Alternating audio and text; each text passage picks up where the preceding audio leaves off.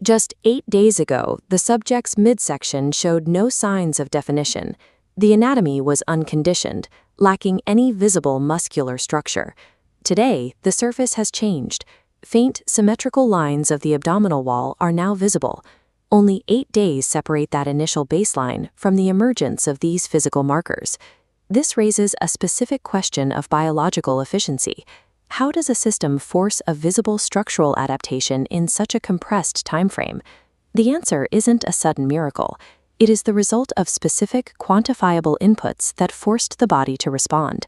The methodology relies on 3 daily constants: 30 sit-ups, 20 leg raises, and a 40-second plank.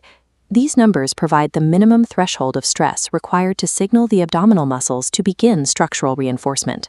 The protocol is rigid. No modifications were allowed, and no days were skipped, regardless of the subject's internal resistance. The body generates friction in response to these demands, manifesting as acute muscular fatigue and a desire to return to a state of rest. However, when the volume is repeated every 24 hours, the workload begins to compound. These raw repetitions are only effective if there is a mechanism to ensure they are never interrupted. Beyond the physical toll, the experiment requires a daily decision to execute the protocol, even when the biological incentive to do so is low. Consistency functions as a structural constraint.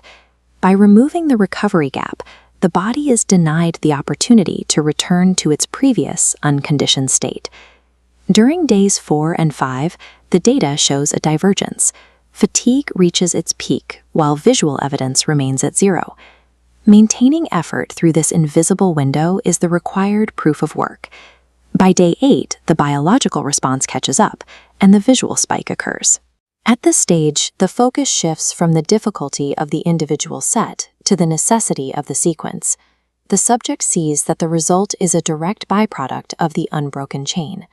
When a stimulus is applied relentlessly, the body is forced to adapt its structure to mitigate the recurring stress.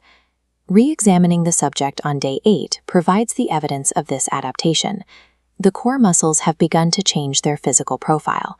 While the definition isn't yet deep or fully developed, the delta between the baseline and today is a clear indication that the protocol is working.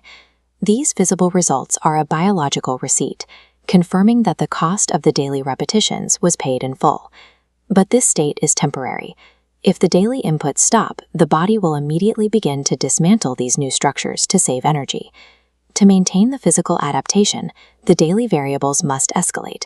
This leads us to the Day 9 push-up challenge. Introducing a more demanding movement to a fatigued system increases the physiological stakes and tests the limits of the current adaptation. This process is a continuous loop. Set a hypothesis, provide the proof of work, and immediately begin the next escalation.